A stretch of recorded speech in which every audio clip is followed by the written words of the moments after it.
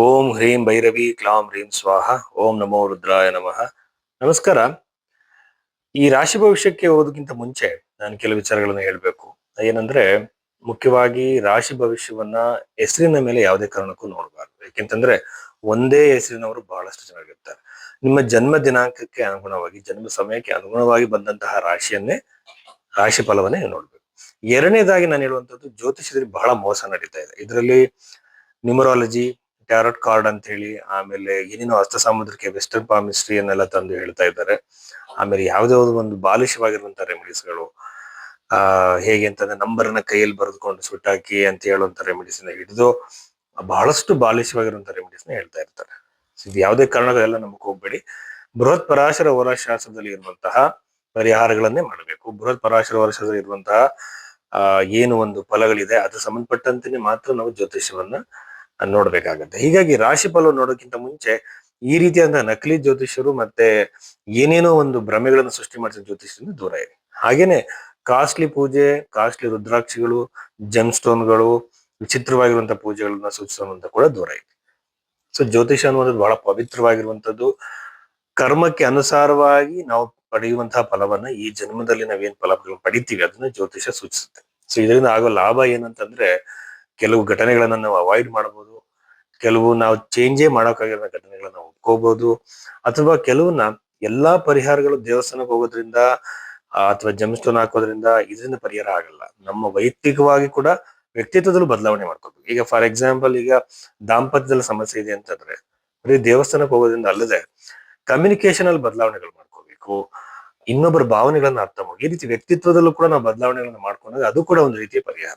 ಇದೆಲ್ಲ ಗಮನದಲ್ಲಿ ಇಟ್ಕೊಂಡು ರಾಶಿ ಭವಿಷ್ಯಕ್ಕೆ ಹೋಗೋಣ. ಇದ್ರಲ್ಲಿ ನಮಸ್ಕಾರ. ಅಶ್ವಿನ ಮಾಸದಲ್ಲಿ ಅಂದ್ರೆ ಅಕ್ಟೋಬರ್ 22ರವರೆಗೂ ನಾವು ಒಂದು ಧನುಸು ರಾಶಿಗೆ ಸಂಬಂಧಪಟ್ಟಂತಹ ಫಲಿತವನ್ನ ನೋಡೋದಾದ್ರೆ, ಯಾವಾಗ್ಲೂ ಕೂಡ ನಾನು ಹೇಳೋದೇನಂತಂದ್ರೆ, ಪ್ರಾಚೀನ ಗ್ರಂಥಗಳಲ್ಲಿ ಏನ್ ಬರ್ದಿದೆ ಅದರ ಬಗ್ಗೆ ನಾವು ಮಾತಾಡಬೇಕು. ಮತ್ತೆ ಅದರಲ್ಲಿರುವಂತಹ ಪ್ರಿನ್ಸಿಪಲ್ಸ್ ಗಳನ್ನ, ಪದ್ಧತಿಗಳನ್ನ ನಾವು ಅನ್ವಯಿಸ್ಬೇಕಾಗಿದೆ. ನಮ್ಗೆ ಸುಮ್ಮನೆ ಏನೋ ಒಂದು ರಾಶಿ ಭವಿಷ್ಯ ಅಂತ ಹೇಳ್ತಾರೆ, ಆದ್ರೆ ಆ ಫಲದೀಪಕದಲ್ಲಿ ಇರುವಂತದ್ದು ಬಹಳ ಅಕ್ಯುರೇಟ್ ಆಗಿದೆ ಅಂತ ನನ್ನ ಭಾವನೆ. ಫಲದೀಪಕದಲ್ಲಿ ರಾಶಿ ಭವಿಷ್ಯ ಸಂಬಂಧಪಟ್ಟಂತೆ ನಾನು ಧನುಸು ರಾಶಿಗೆ ನಾನು ಹೇಳೋದಾದ್ರೆ, ಸಪ್ತಮದಲ್ಲಿ ಗುರುಗ್ರಹ ಇರುವಂತದ್ದು ಬಹಳ ಉತ್ತಮ. ಗುರುಗ್ರಹ ಯಾವಾಗಲೂ ಶುಭಕಾರಕವಾಗಿರುವಂತದ್ದು.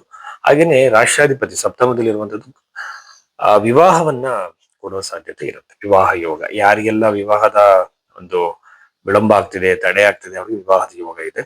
ದಾಂಪತ್ಯದಲ್ಲಿ ಸಮಸ್ಯೆಗಳಿದ್ರೆ, ಕೆಲವ್ರದ್ದು ವೈವಾಹಿಕ ಜೀವನ ಹಾಳಾಗಿ ಕೋರ್ಟ್ ಮೆಟ್ಟಿಲಿರ್ತಾರೆ, ದೂರ ಇರ್ತಾರೆ, ಅಂತವ್ರು ಕೂಡ ಪುನಃ ಒಂದಾಗುವಂತಹ ಸಾಧ್ಯತೆ ಇದೆ.